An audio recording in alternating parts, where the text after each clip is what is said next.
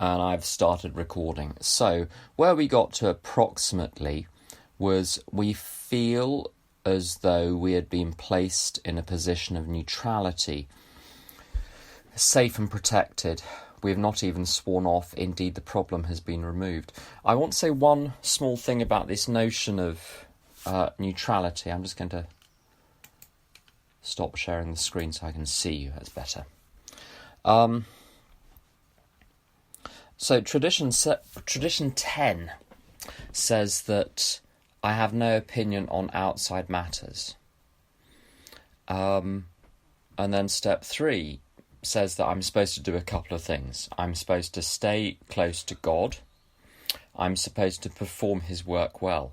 Now, this means, so when it says in tradition 10, what is outside, what is an outside issue? What am I to have no opinion on?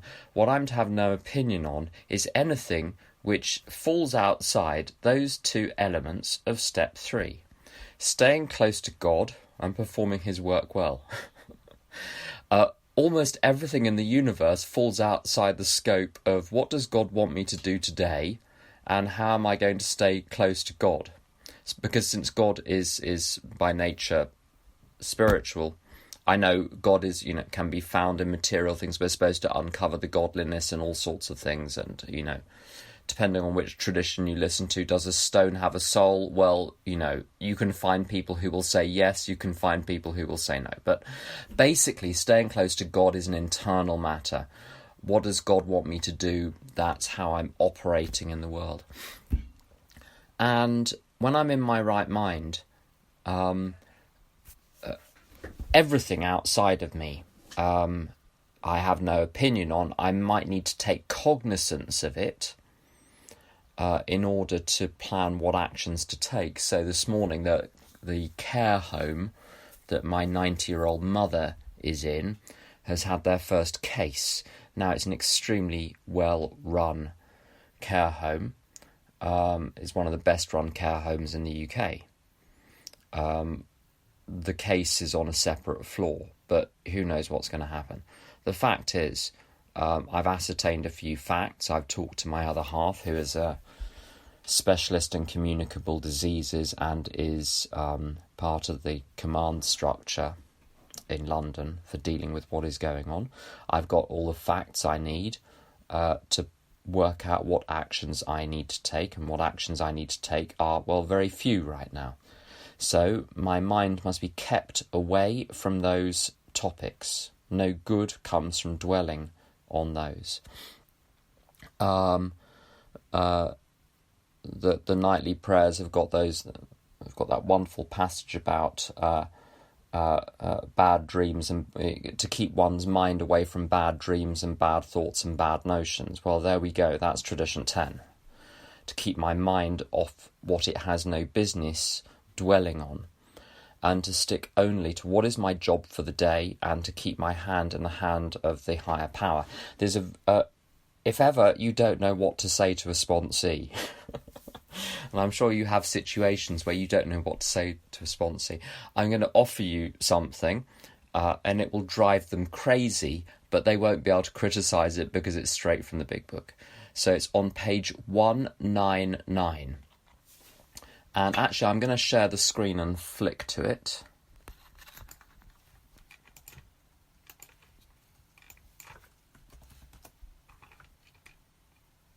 So, this line at the bottom. I shall keep all that and I won't have to drink if I remember one simple thing, to keep my hand in the hand of God. I'm just going to pop that in the chat bubble as well. There we go. So that's the staying close to God bit. And that's what neutrality is. I don't need to be involved in other people's business. I don't need to answer every knock at the door. I don't need to answer every phone call that comes in. I don't need to answer every text that comes in. I don't need to take up every invitation to the dance, as my friend Corrie says. Just because they want to dance with you doesn't mean you have to dance with them. By that we mean the crazy people. the next notion in step 10 is the problem has been removed. Now, those of you who are married to someone with a tiny little bit of a problem with addiction, hardly worth mentioning. Or maybe children with a tiny little problem with addiction, hardly worth mentioning. It says here the problem has been removed. Now, if you go into the kitchen right now, you'll probably discover the problem still sitting there having its breakfast. So, what does it mean?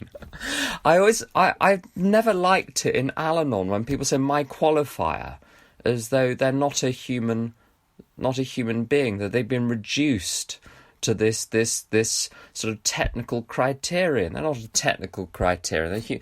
And it's very interesting with Al-Anon and S-Anon sponsees. I mean, I had what I might boldly class a relationship with someone when I was drinking. And I think I was 3 years sober before I could bring myself to say the person's name. Instead, I used a curse word to describe the person. Everyone knew who I meant. But I couldn't bring myself to say their name. So it's not my qualifier. Say the name of the relationship. My brother, my father, my mother. Or the name if that's suitable. So the problem, if they're still there, and this is an interesting point, this is pure logic, it says the problem has been removed. If you look round and they're still there, that means they're not the problem. Even if they're still bringing mud into the kitchen from outside, If the mud is still there, the mud is not the problem. My problem is not the person. My problem... You see, I don't qualify no one qualifies me for Al-Anon. It's my response to other alcoholics and addicts that qualifies me. They don't qualify me. I do. If the fact that someone is an addict qualified all the people around them for Al-Anon, then everybody around them would need Al-Anon. But you'll probably know some addicts or alcoholics, and there are people in their lives who don't have a problem with boundaries, that don't feel personally affected, that know how to deal with it. So what qualifies me is me. So the problem here is not them. The problem is my perception of them as a problem. So I sponsor. I've got some addicts that I'm sponsoring at the moment. They're like alcoholics, but more so. Not remotely as charming as the alcohol. The alcoholics are charming. The addicts, there's something else going on. Anyway, I'm sponsoring some addicts. They're fun.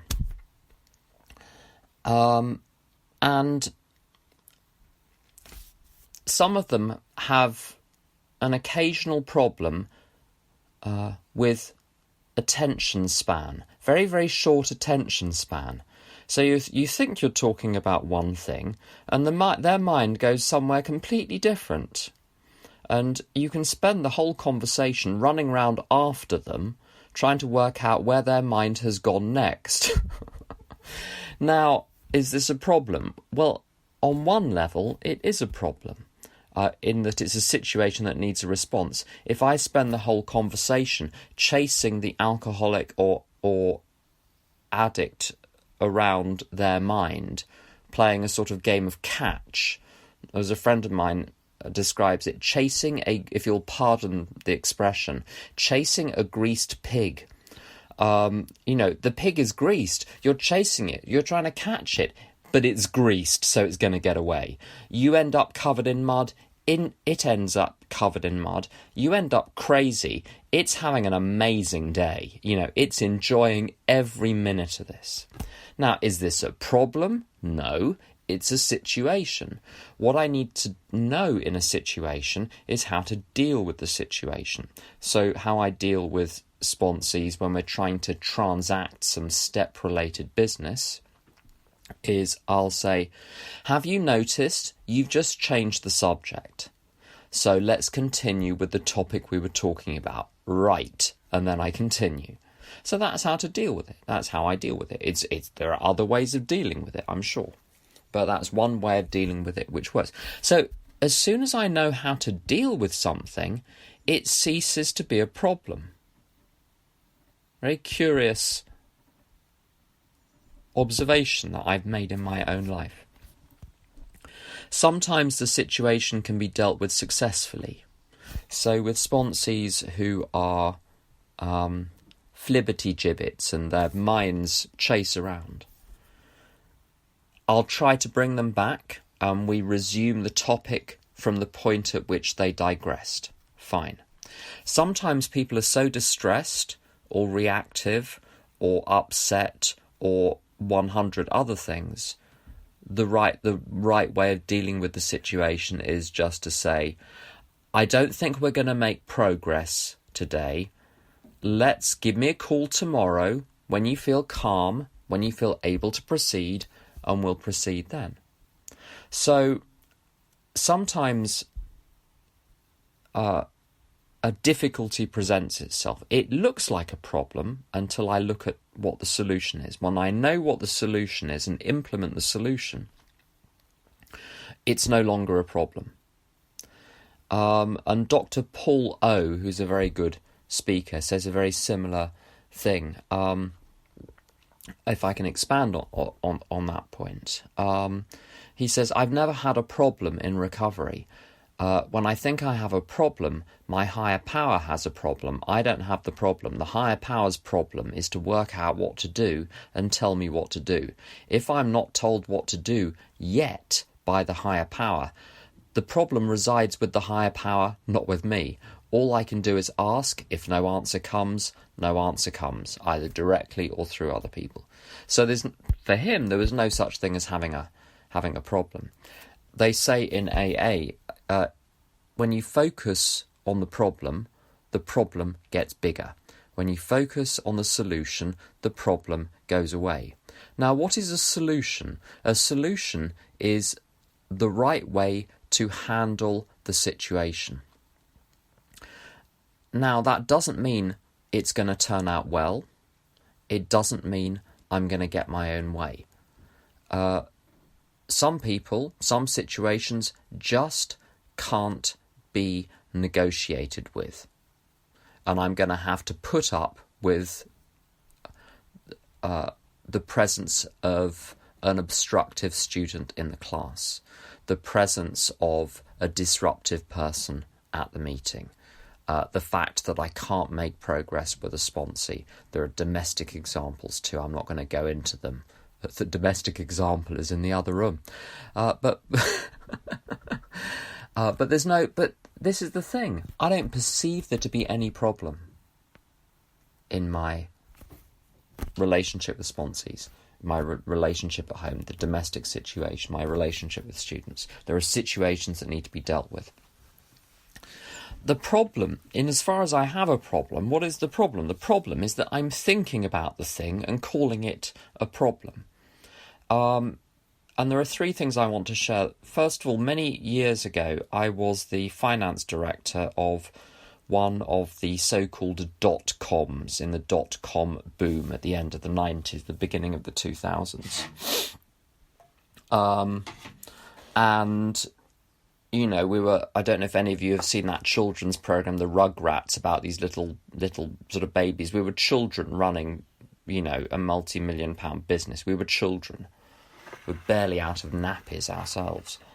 And we had very difficult situations, like we need to pay, you know, the payroll for 120 people at 5 o'clock this afternoon. It's 3 o'clock. We're short by £200,000. Where are we going to get £200,000 from? And so you start to call round people that have £200,000 to spare and say, hey, I know it's Friday, but we've got a little problem here. Now, I had a friend in this business called Nadia. She wasn't in the programme. She'd done something called Landmark Forum, which is not conference approved, but as a result of this, she had some pretty sound ideas. And one of the things that she said was, it's not a good thing, it's not a bad thing, it's a thing. You're the one that gets to decide whether it's good or bad. So when I'm in judgment of a situation, how about I undecide? And so you've got the image of Garden of Eden, tree, apple, don't touch the tree, don't eat the apple. What does he do? He eats the apple. What happens next? He blames someone. Right. You've got the image. And the tree is the tree of the knowledge of good and evil. And there are 1,000 interpretations. But one of them is this knowledge of good and evil is the ability to judge right and wrong. It's an interpretation I heard. And what I need to do in any situation where I've bitten the apple and I now have knowledge of good and evil, of what is right and wrong in the situation, uneat the apple. Go back to the prior, go back a stage, spit it out. Go back to the stage where I don't want to. Who can judge right or wrong here? I've got a little story by Anthony de Mello. Let me find it.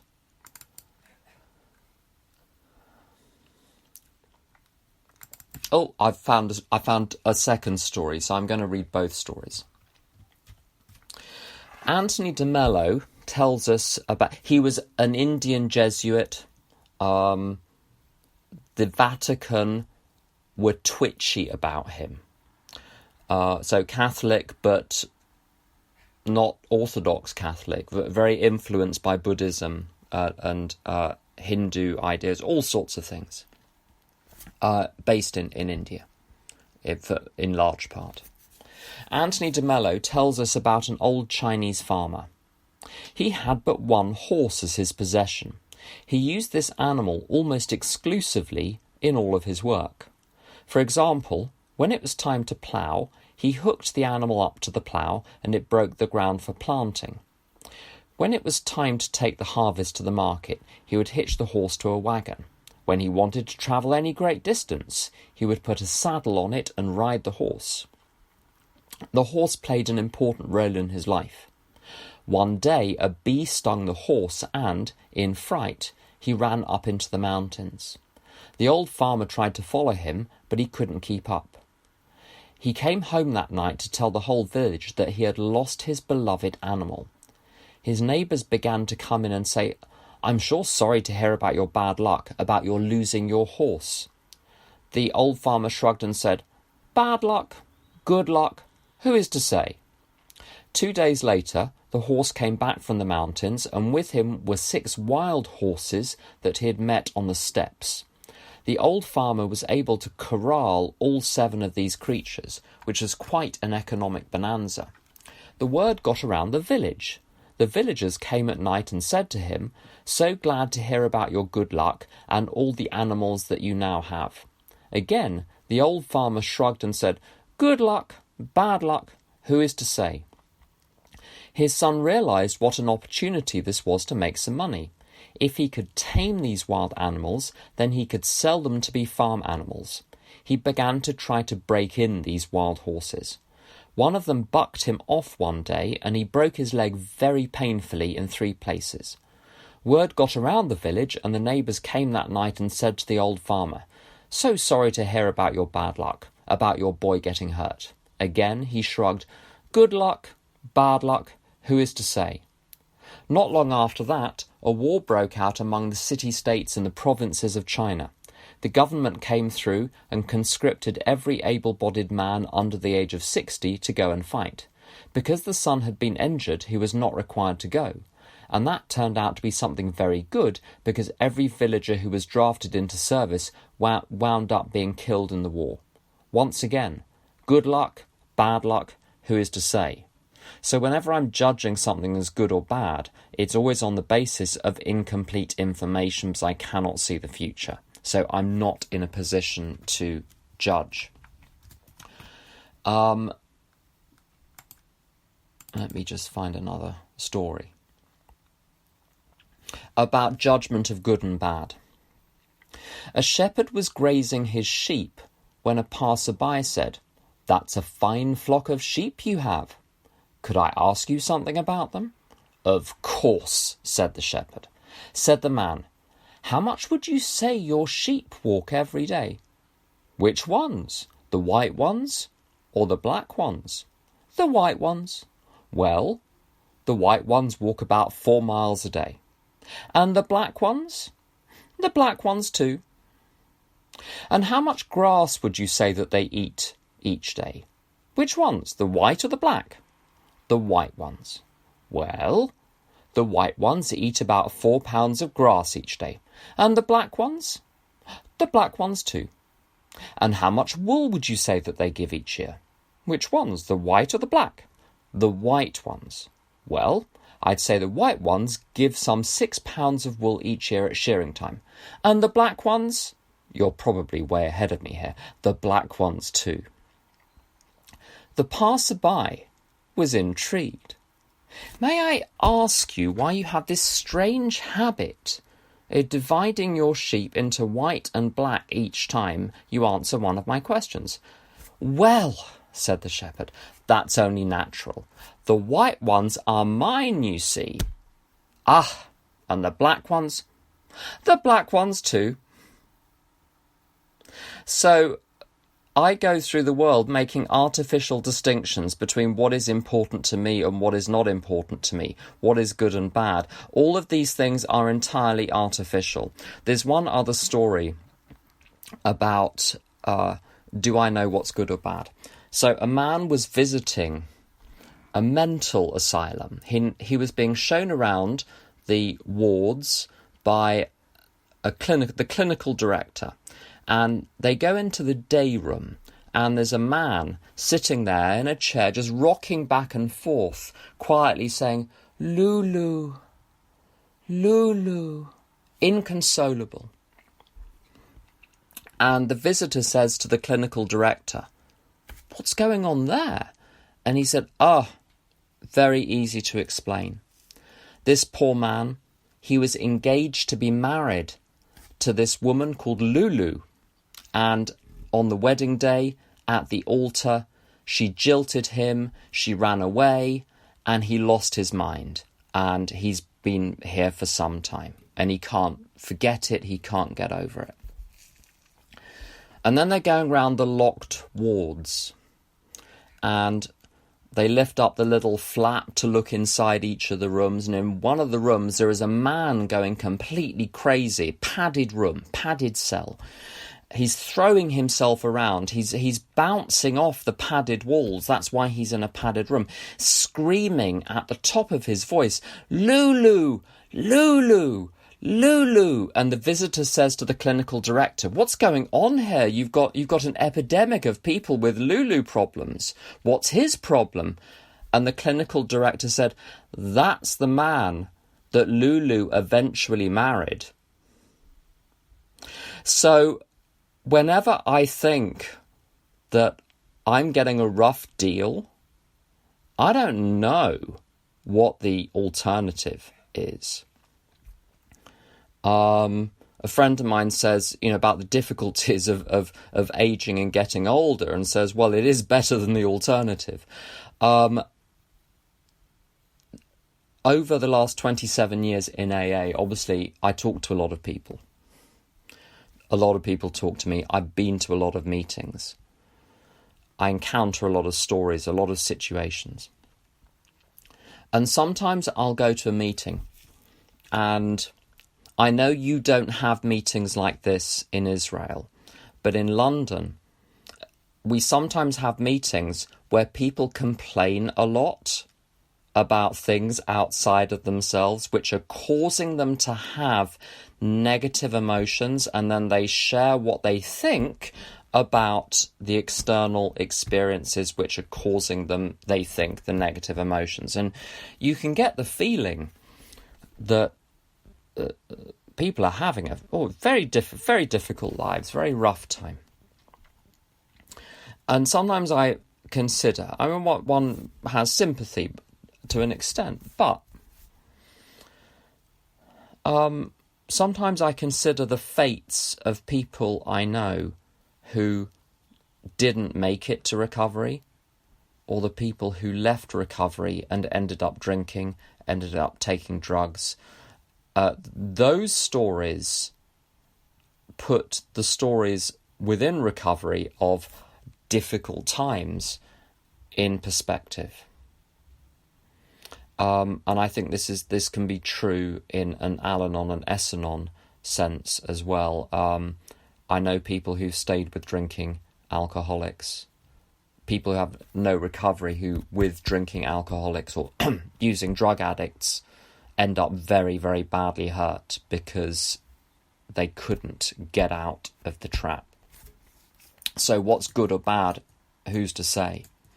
My job is only to ask God what to do next. Let's have a look at the next line just a moment.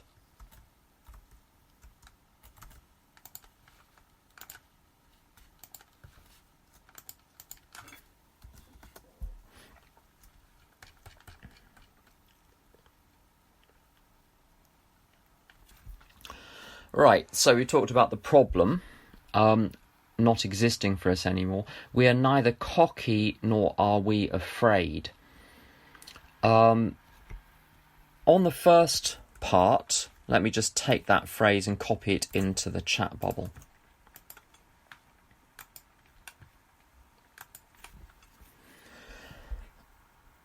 The way to avoid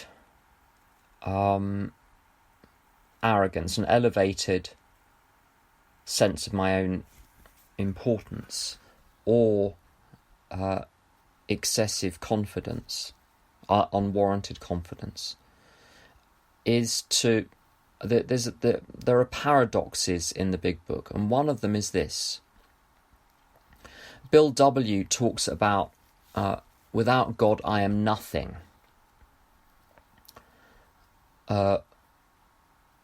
And I'm in the book of Ecclesiastes in the Old Testament. Again, that's the whole topic of that, Marcus Aurelius. And then by the same token, we're spearheads of God's ever-advancing creation. And you're like, hey, book, do you want to make your mind up? Am I nothing, or am I... do I have this amazingly important role? And the answer is yes. The answer is both. And that's why... which page is the quote on? Let me just... Well, I'll find it for you. Without him... Just a moment.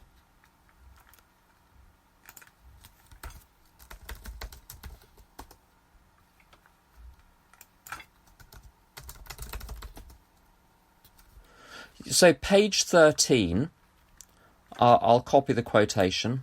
Just a moment.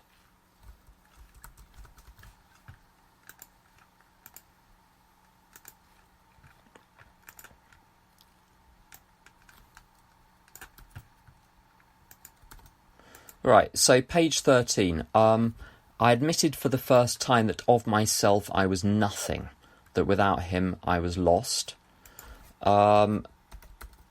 And then the spearhead line is 49. Instead of regarding ourselves as intelligent agents, spearheads of God's ever-advancing creation. So that's the relevant line there.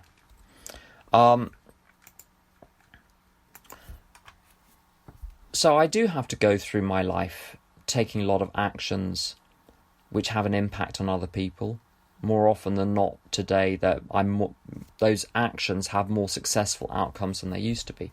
But it's at the same time recognising any credit goes to God. If something goes wrong, it is because I've got in the way.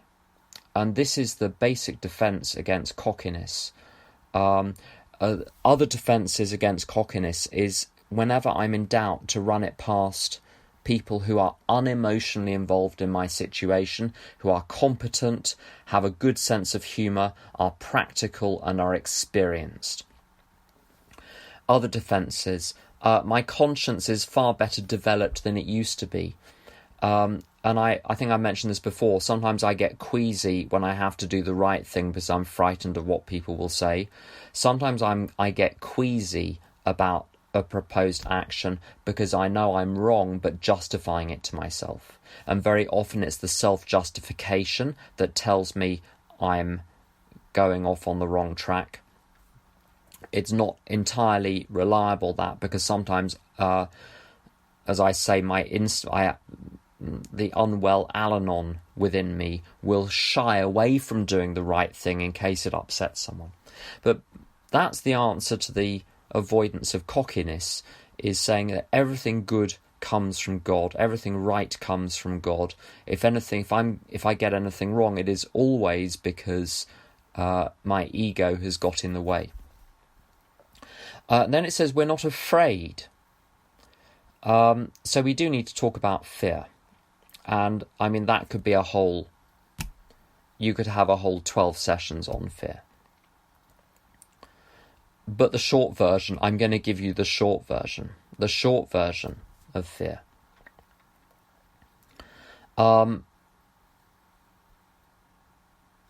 It talks on page 68 of the big book. Let's get the passage up.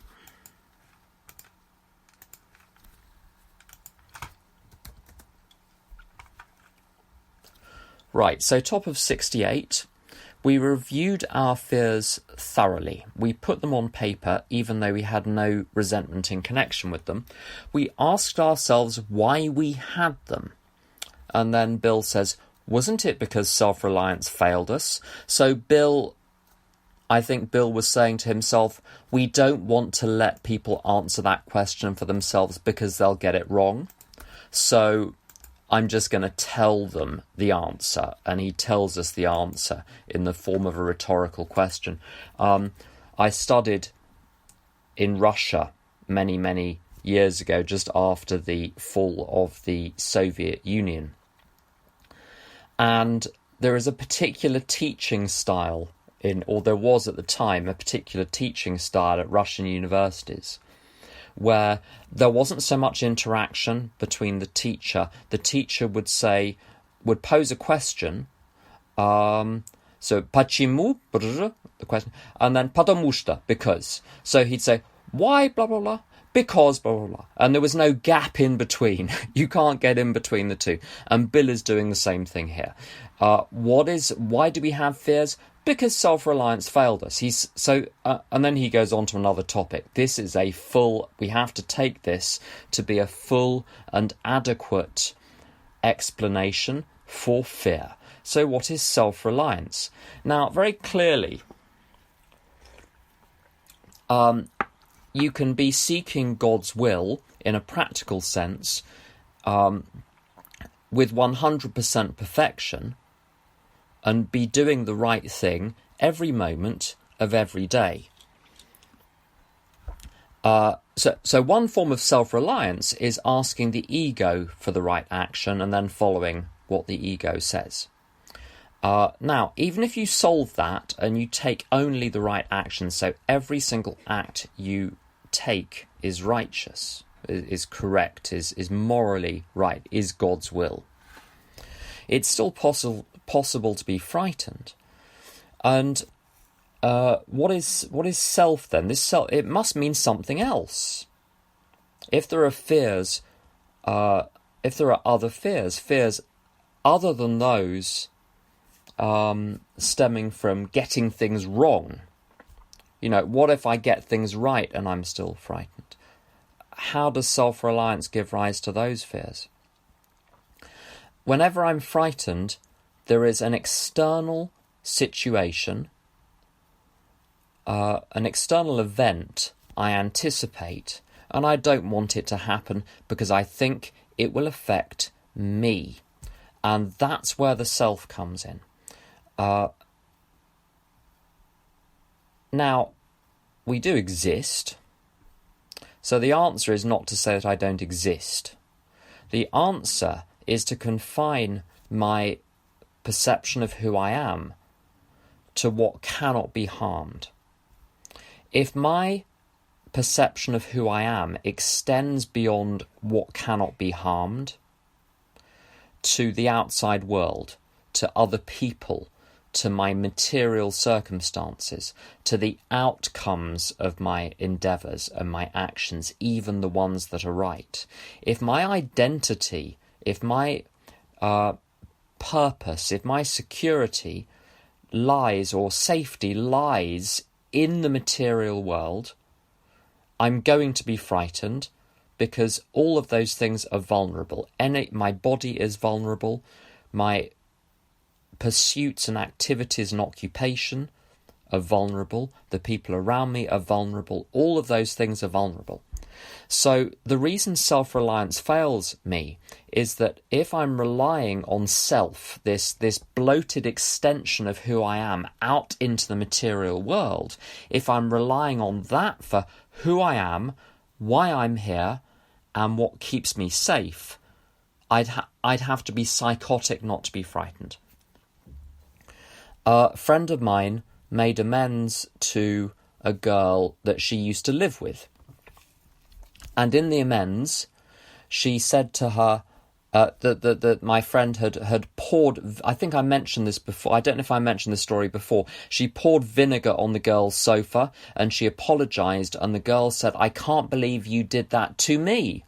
Not, "I can't believe you did that to the sofa, I can't believe you did that to me."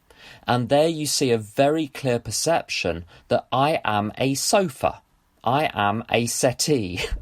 And she drank a bottle of champagne of the girl's, and the girl also said, "I can't believe you did that to me." The poor girl has mistaken herself for a sofa you can sit on and a bottle of champagne you can drink, so that if you do something to the sofa, if you do something to the bottle of champagne, you've done something to her. In the third column of the resentment inventory, let's flip to it so that we can see it on the screen.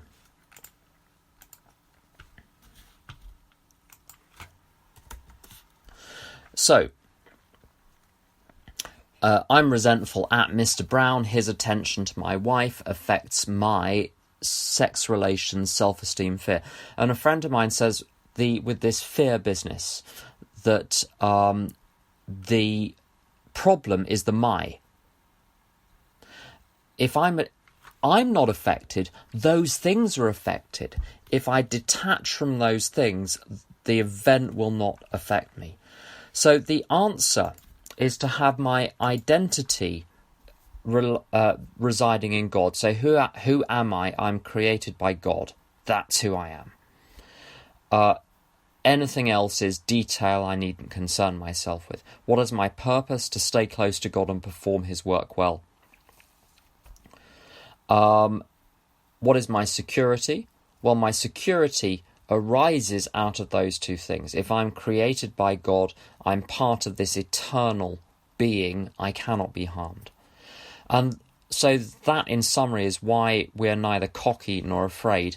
Before we go on to the next paragraph, are there any questions or comments, or would anyone like to share? Feel free to just unmute yourself or use the raise or type in the chat box.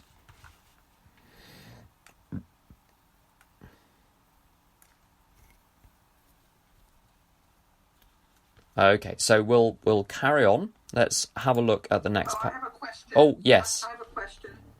So, if we're totally in this place of I'm just a part of God and nothing else really matters, then how does one determine when one puts up boundaries? Because boundaries is like somewhere, I do exist and I do have my needs or whatever. You understand my question? Yeah. If you're playing chess, you don't mistake yourself for the chess pieces. If I'm placed in the material world, I appear to be clothed in a physical body. So there's apparently a purpose in me being here. But it's a chess game.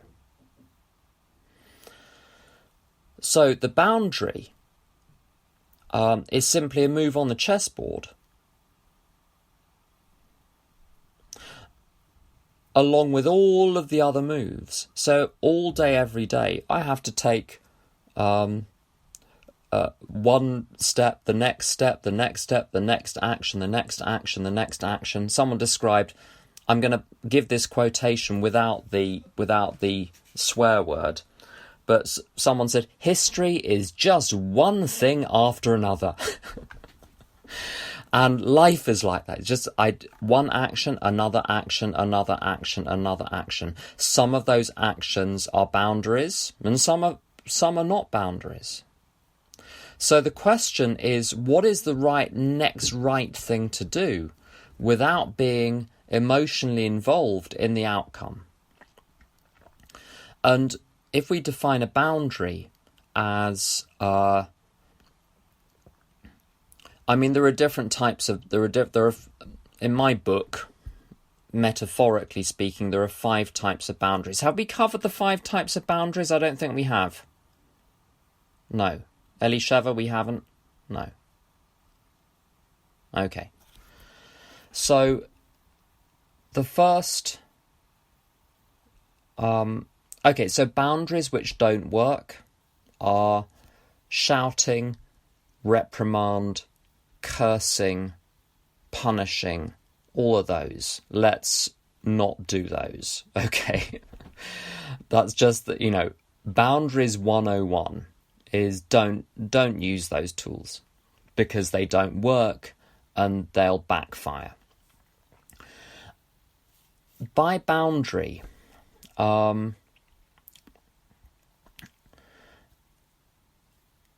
there's one set of 5 things that I can do, and this is the first type of boundary, is where I want someone else to do something different. And this could be in any context: work context, client, supplier, boss, employee, sponsor, sponsee, home group, neighbour, postman, government, doesn't matter.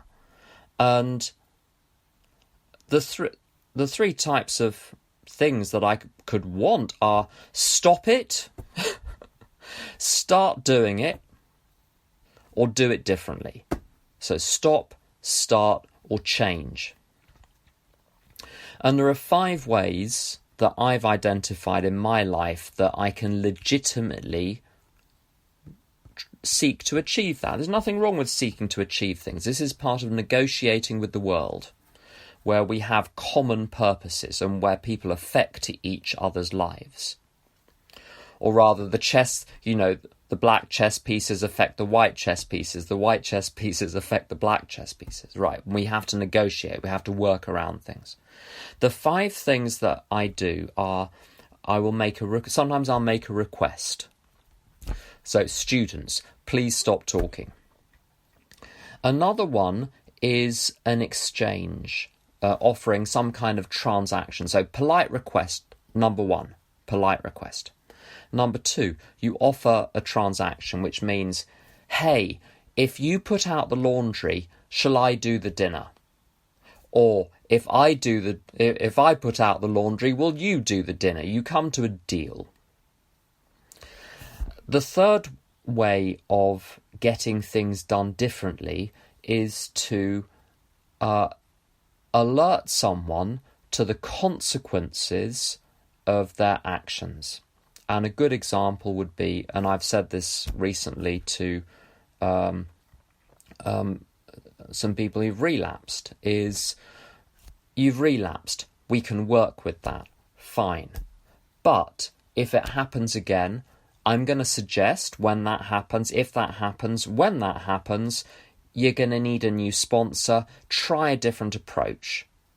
So this is alerting someone to the consequences, and then they can take action accordingly. Or saying to students, if you submit the homework late, it won't be marked. That's a boundary. So we can call this an overt warning. There is also a covert warning, and I'll give you an example. Sometimes people send slightly aggressive text or WhatsApp messages.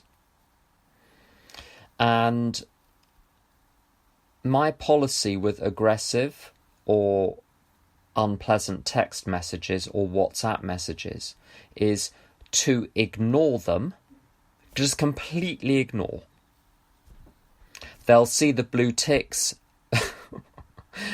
but it's ignored. And then, if they ever send me a pleasant one, suddenly I start responding again. And so this is conveying the message. If you want me to engage, you're gonna have to be nice.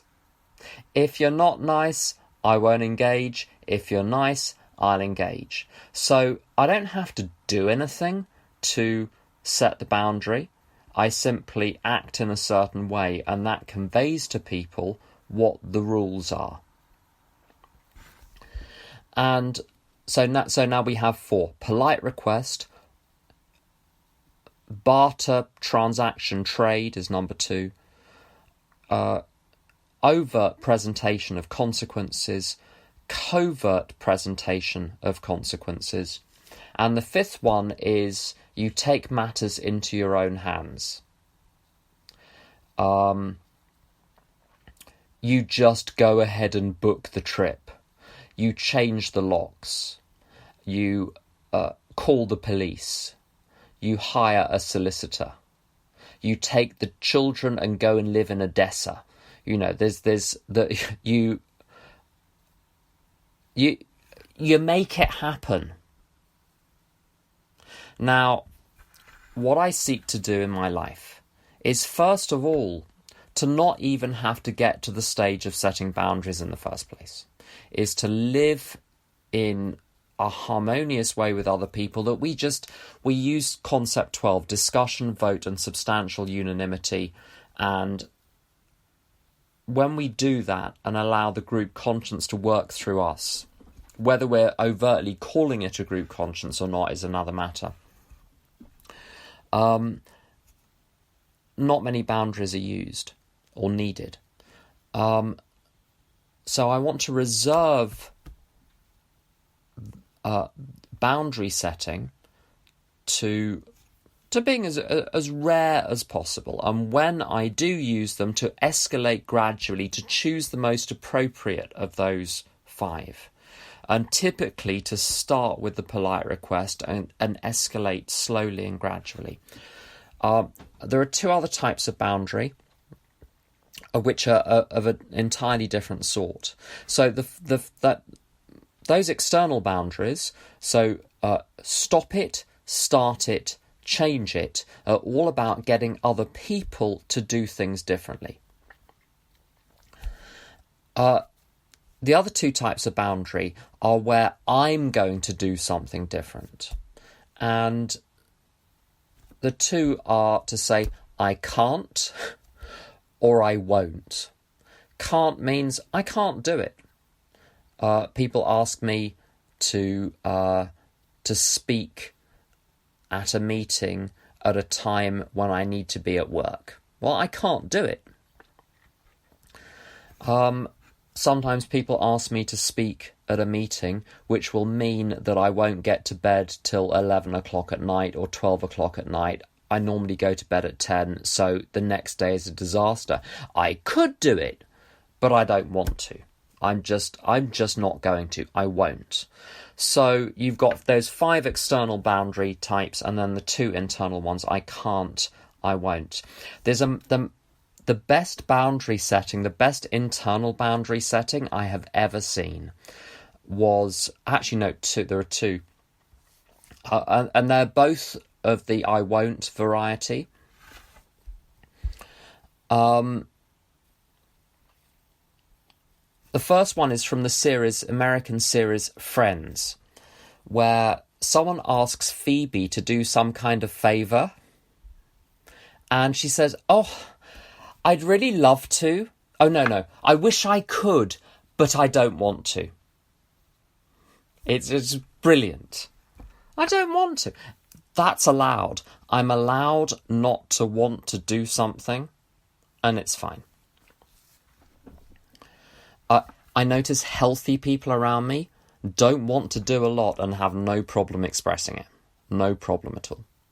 The other one, about 26 years ago, I was in a shop, and I went into the shop, I think subconsciously, to cause trouble with the woman behind the counter. I won't go into the details. And as soon as I escalate, when I'm causing trouble, I'm not dumb. I don't go in with a baseball bat. I start nice and I gradually escalate and to hook people in. And once they're hooked in, that's when the sucker punch comes. So that's how I behave. That's one of my bad behaviours historically. And I don't do it. I don't do that anymore when I'm in my right mind. The last time was about 10 years ago with a human resources department where I really played up. Anyway, the woman in the shop, when she realised what was going on, that I'd hooked her into a game, she said, "This conversation is not to the grace of God. We are closed." Just brilliant. She said, "I'm not going to do this. Bye-bye. Bye-bye."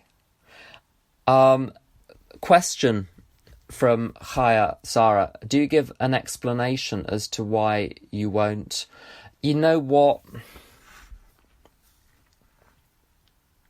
Generally, no. No one cares. Generally, if I say no to something, they want to go away as quickly as possible, find out someone who can, and they go on to that. Nothing annoys me more. If someone wants to say no to me, just say no. I don't care why. I'm not going to judge you. Or if I do, your explanation will probably make it worse. So don't explain. I explain only when not. Sometimes I explain when things are requested, when they request an explanation. But even then, often it just makes it worse. Here's something I've noticed with people getting offended about cancellation. Cancellation is a good example. When I cancel something, I never, ever say why unless it would be exceptionally rude not to. Occasionally, in work situations, it's legitimate. It's right to say I'm not able to. If I've got a good relationship with the client, I'm not able to do this job because, and there's a specific reason. So sometimes it's an ethical reason. I turned down a job the other day for ethical reasons, and I wanted them to know that I was turning it down for ethical reasons. I wasn't rejecting the agency and its work in general. I had a problem with that one job. But with cancellation, I don't know what it's like in Israel, or indeed Manchester, but in London, when people cancel something or tell you they can't come, they almost always tell you why. "Oh, I can't because, my mother's doing this, or I've got this on, or I've got so much work," and my observation is that this very often causes offence, because when people tell you what they think is more important than your thing, in my mind, it rarely is more important. I'm like, no, so you can't come because of work, or you can't come because it's too early in the morning. How about you set an alarm? I set an alarm. Maybe you could set an alarm. What you're really telling me is blah blah blah. Is you think something else is more important. So when I cancel something, I don't let people know what I think or who I think is more important than them. It's just not necessary information. There are very, very occasionally, in my experience of people I've sponsored, very occasionally people who give too little information. Almost everyone I know, and I'm included in this, gets into trouble by giving too much information. So if I decide I'm no longer going to work with a sponsee, again, I usually don't say why, because the reason that it's usually something they can't do anything about or can't do anything about right now. It's hurtful, it's offensive, just don't even. So, Yara saying, I want you to tell me about this, if you would. I don't have a problem saying no, I have a problem saying yes. Do you want to come in and share why? Hi, everybody. Well, yes, I find it easier for me to make boundaries and say no. And then when I check myself, I see that I'm saying more no than yes. Apparently, it's because I'm being afraid of getting hurt and not satisfy everybody. Probably it's the same thing. But I've got no problems. Actually, when someone is asking me something, yeah, I can say that, no, thank you, I can't do it. Of course, I'm thinking about it. It's not something automatically. But sometimes I'm saying to myself that I'm being too rigid. Like when my kid's asking something, sometimes I will jump and say no. And then on the second thought, I say, well, why not? I can allow this and that. I can say something different. And then I tell them, well, I thought about it. Actually, you can do it. It's okay. But I've got this automatically saying no.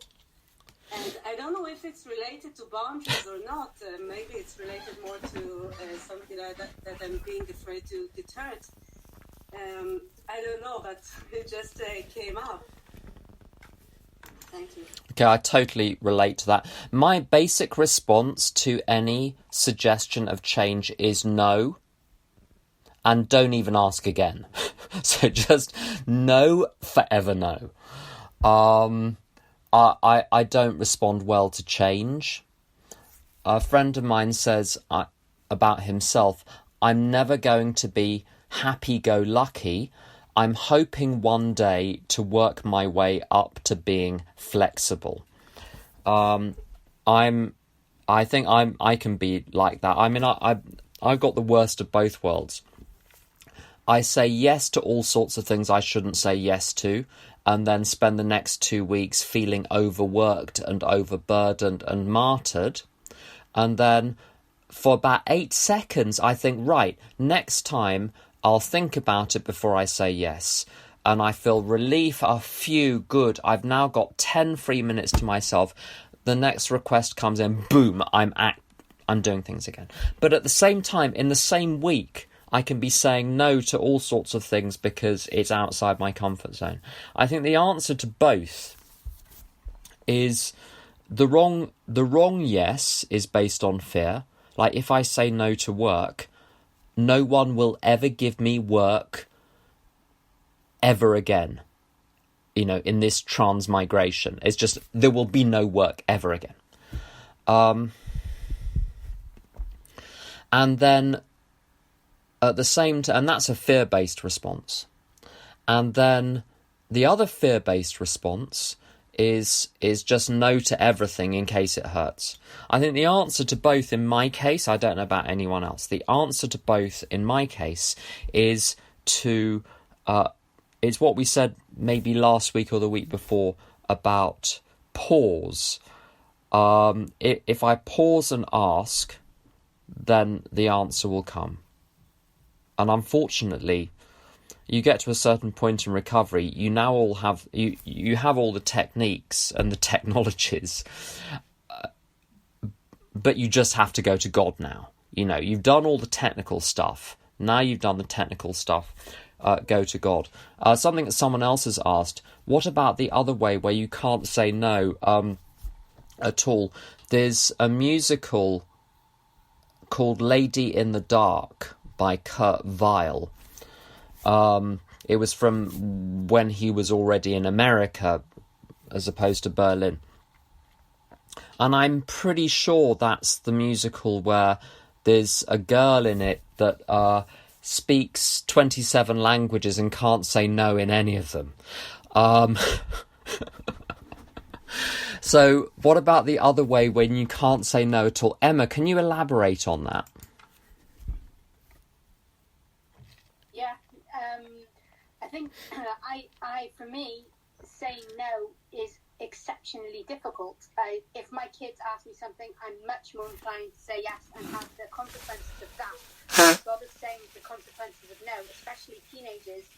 And the same goes for my husband. I'm just much more inclined to try and go with the flow and not put the barriers, but boundaries. But then when I haven't put the boundaries, that also causes issues because I'm trying to go with the flow. I'm trying to do what God wants for me, not to put so many boundaries in place.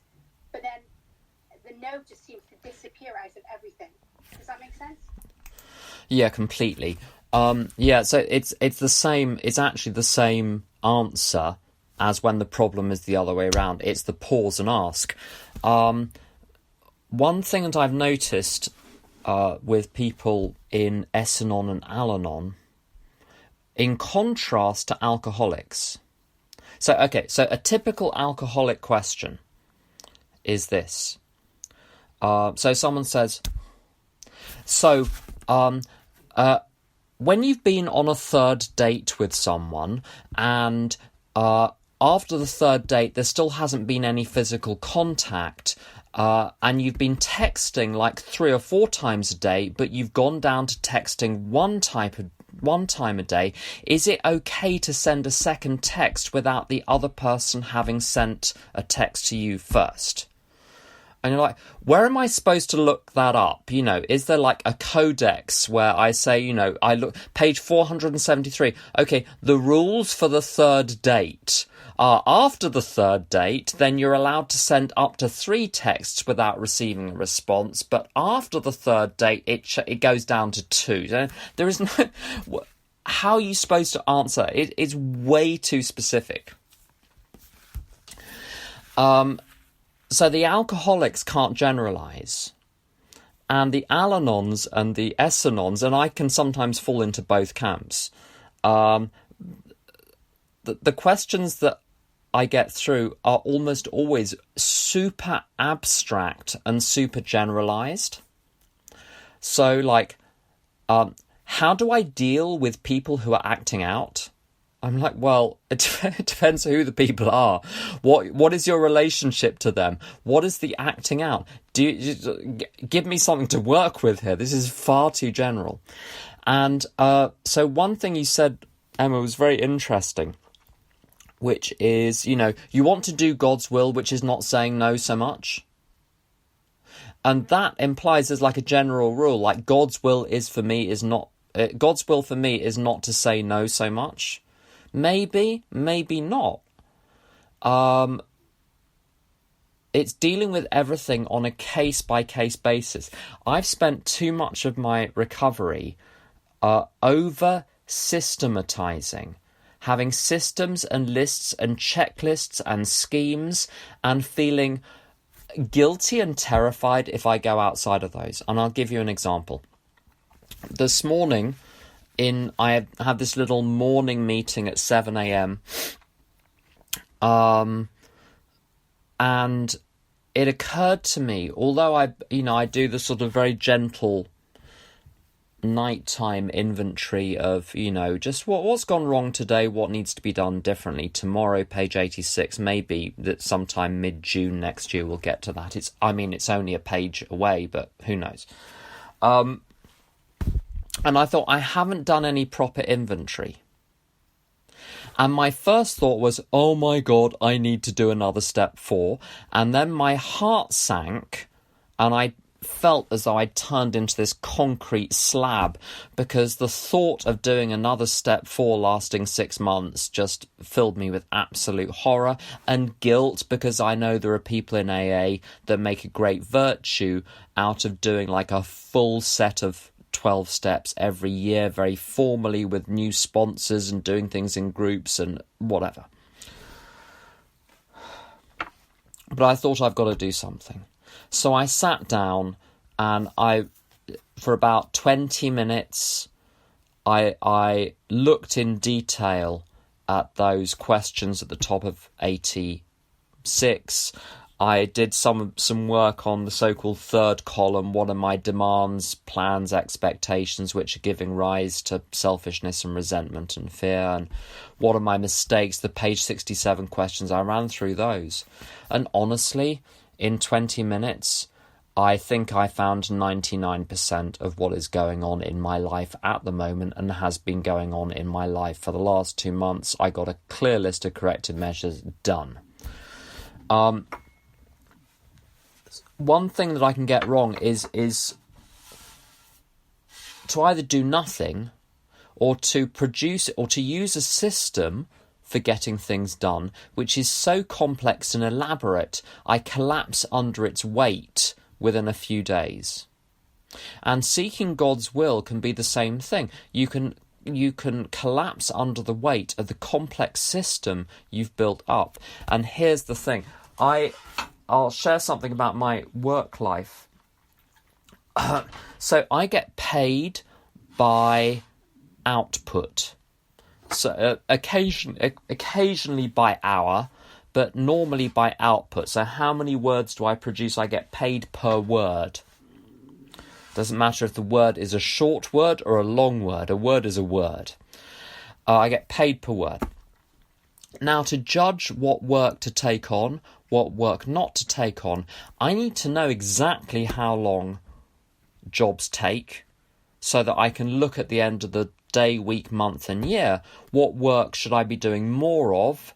What work should I be doing less of? What work should I not touch at all because I cannot do it efficiently? So leave someone else to do that work. Do the stuff I'm good at. So I've got to record my time and match it to the work that I'm doing, which means that I've done a little bit of programming in Visual Basic before, so I wrote some little programs to help me do that many years ago now. And it's like, you know, those science fiction films where artificial intelligence takes over and starts to control the world.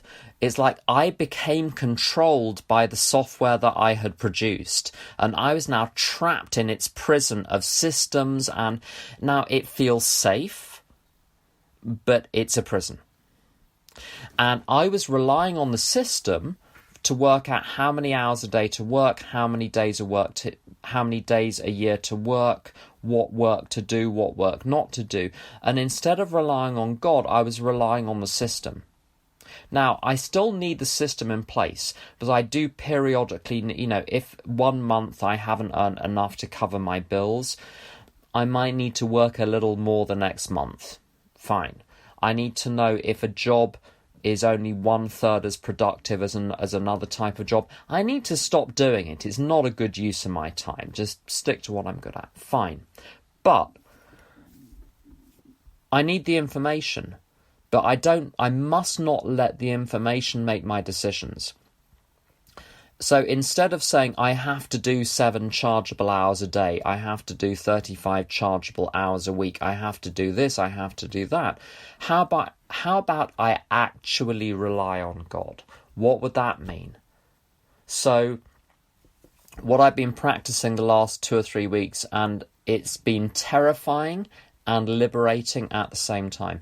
When an offer of work comes in, I say, God, shall I take this job or not? And I've been saying no to stuff. And I've been giving longer deadlines than I normally would.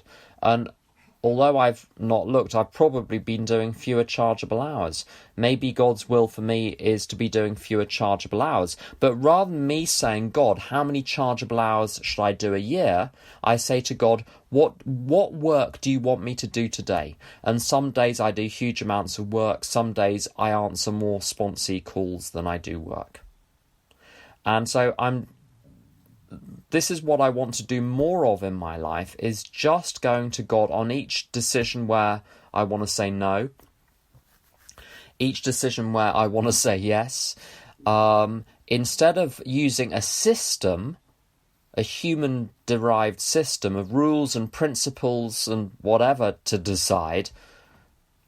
bearing those systems in mind, then to ask God. So God always has the casting vote. So in the board meeting, those rules, those systems, the advice, the experience, the knowledge, all of those things get to speak at the board meeting.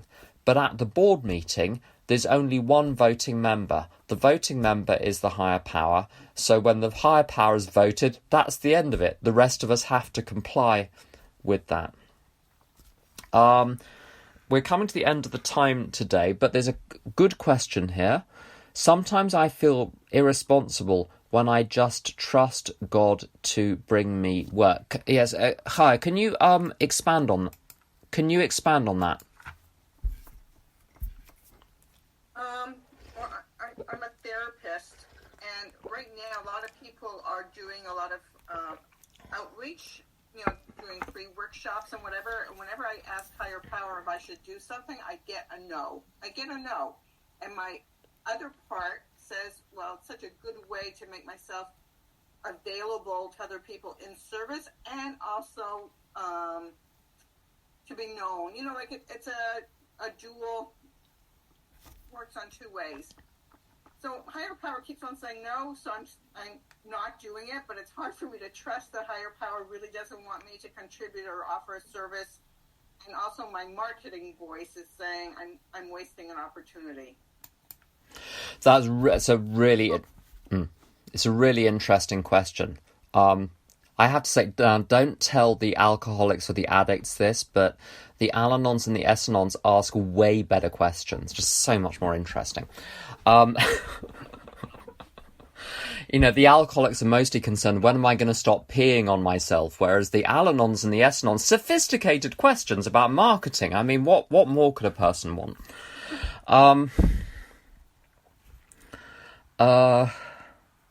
Yeah, so I have this as well. A similar situation. So I'm very specialised and niche in what I do. And, the world is changing and technology is changing, and part of me thinks maybe I ought to be developing more skills, maybe I ought to be marketing differently.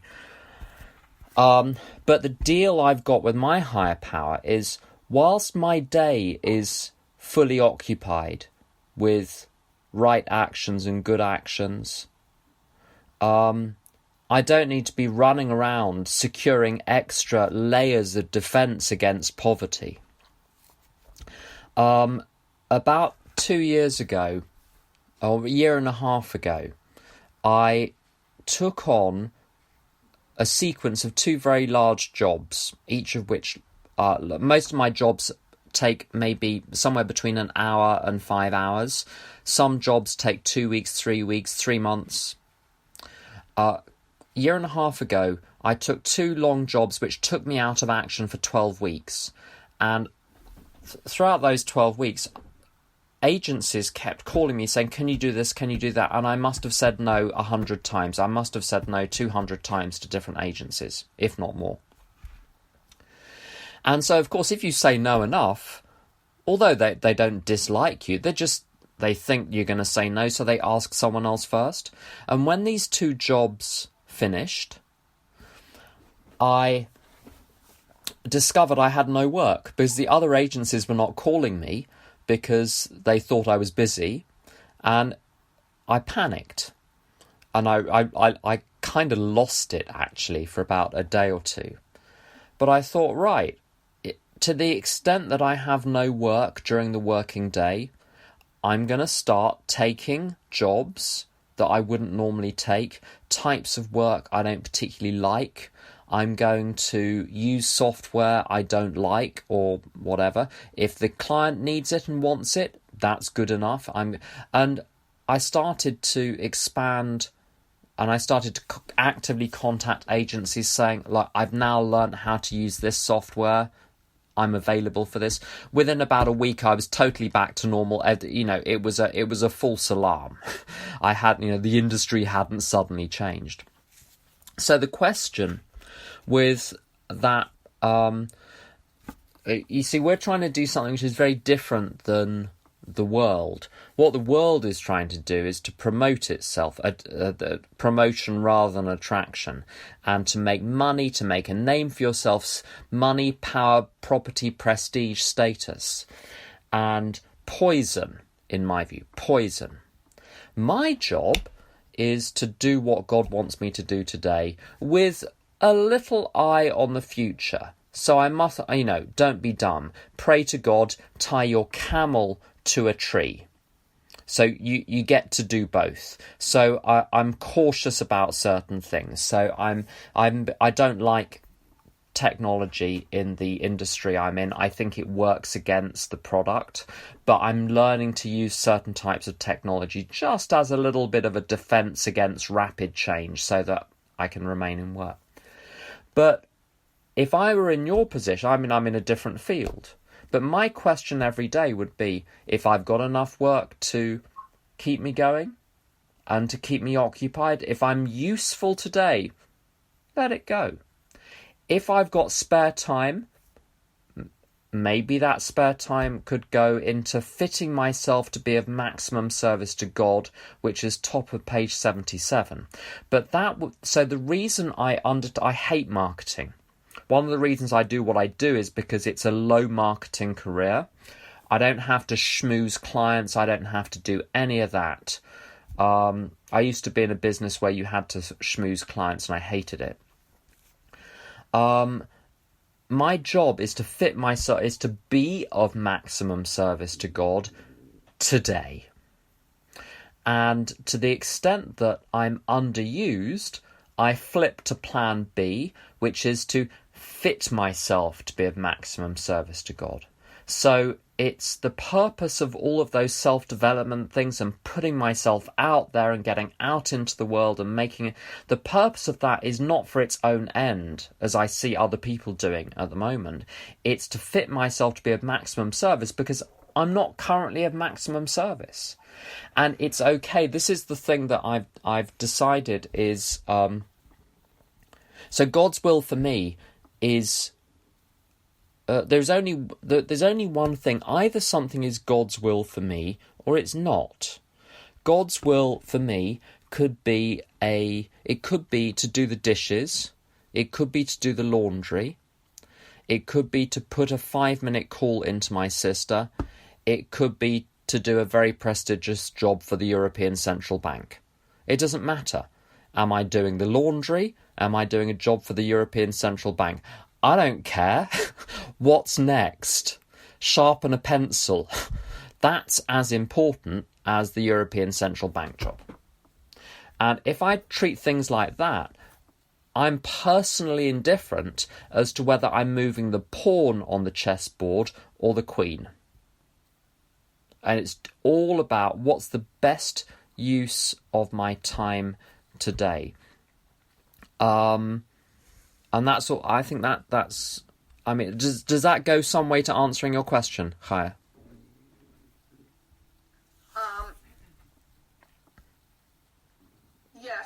Yes and no. I mean, it's not always. I have this belief that God wants me, obviously, to be maximizing my time and being of service, and I'm not always sure what that means. You know, the principle. Here we have a principle, and now how does that work into action?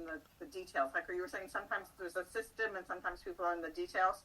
So I have the system. Yes, I want to be in service. That's 100%. But how that isn't always so clear. That again, another good question. And then I guess it's also trusting the how to know that it's coming, that it really is God's will and not my ego. Yeah. Sometimes that's clearer, and sometimes I'm not so sure that it's. I'm not so sure. Right. There are a couple of things there which are kind of quick answers. There are, with anything there's a longer answer. But the short answer. So the first part of it is how you actually do it in practice. And the first question is how you actually do that in practice. The second question, how do you know it's God's will? How to do it in practice. Maybe answer the second question first, because then that would affect the first question. If I was 100% sure that this is God's will, then you see that that's why you're going wrong. Okay.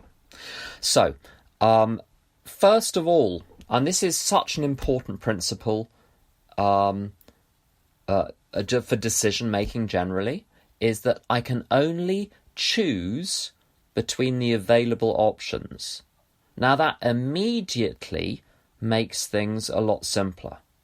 So I make a list of the options in front of me, and then I can intellectually use my mind to analyse the pros and cons of each one. If I'm short on options, I'm going to actually pan out slightly. Concept 3 is about right of decision, which means that in the service structure in AA, when I'm given a job to do, I'm given this thing called right of decision. So within certain parameters, let's say I'm asked by London Region North to do a service workshop, to chair a committee to run a service workshop. They say, we want a service workshop on this date, 4 hours, here's the topic, off you go. So they've set the parameters, and within that, I get to, choose the schedule and who's going to do what, who's going to speak, what's the format, how are we going to advertise it, 1,000 small decisions, but within the scope of something which is set. And what I get to do is to take initiative. So concept 3 has got 4 elements. You take initiative, which means you look at the available options, you have your best guess as to what the right, the best of those available options is. If I don't know something, I ask. Now, I can ask the higher power. I can ask friends. I can ask a sponsor. I can ask my other half. I can ask whoever is askable, legitimately askable. So we now have take initiative, ask. I consult anyone who will be affected by a decision. So when I get to do long AA trips, I consult with my other half and say, is it okay if I go on this trip to, wherever? And if it's okay, I go. And then I get to so having done that, I do the work. And then the important thing is reporting back to whoever delegated the job to me in the first place. So I've got taking initiative, asking, consulting, and reporting back. And the bad news, it's often only once I've done something and seen the outcome that I get a sense when reporting back to my higher power, well, that was a good idea or that was a bad idea. And with lots of the big decisions in my life, I've had to actually make the decision to go ahead, pursue it for 6 months, and then discover it was a bad idea to discover it was a bad idea. I started doing a PhD a few years ago, or the process of doing a PhD. It's bigger than the PhD itself. There's an MPhil before. I got 6 months into it, and I thought it's just wrong. It's a bad use of my time. My time needs to be spent doing something else. I could not have worked that out in advance. I needed to spend 6 months doing it to realise it was wrong. My friend Tom says, when you're making a decision, the worst thing it can be is a terrible mistake. If it's a terrible mistake, admit it promptly, backtrack, change direction. So do I get to know 100% in advance that it's a good idea? Absolutely not. Sometimes I have to actually implement it first, get some experience of what it looks like in practice before actually discovering whether or not it was God's will. I'm putting in the chat box the so-called Thomas Merton prayer, which I'm going to read out. My Lord God, I have no idea where I am going. I do not see the road ahead of me. I cannot know for certain where it will end, nor do I really know myself. And the fact that I think I am following your will does not mean that I am actually doing so. But I believe that the desire to please you does in fact please you. And I hope that I have that desire in all that I am doing. I hope that I will never do anything apart from that desire. And I know that if I do this, you will lead me by the right road, though I may know nothing about it. Therefore will I trust you always, though I may seem to be lost and in the shadow of death.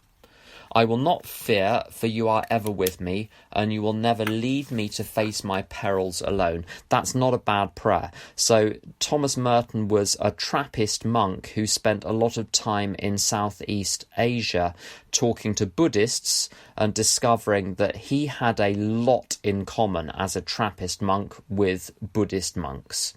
And he was in silence for many years. He was the Trappist order is a silent order, and he wrote this prayer after trying to work out for many years what God's will is. That's as far as he got, and I think that's very helpful. It means that it's not about getting it right, it's about the sincerity.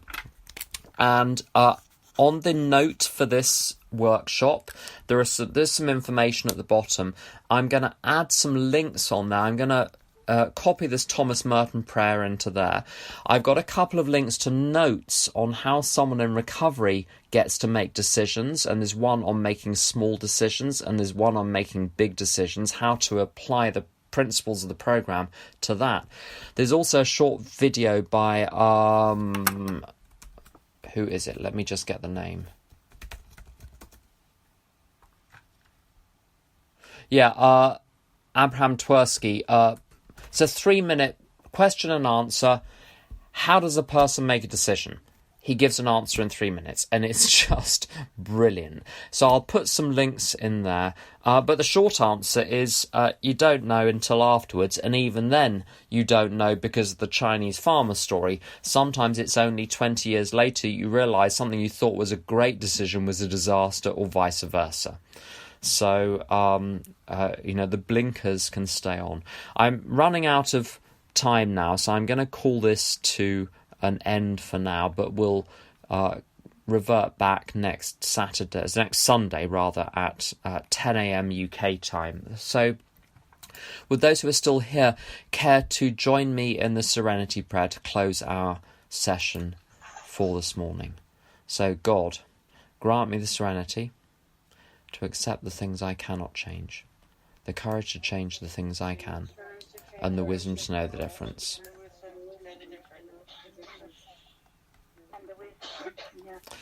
See you next week, everyone. Thanks.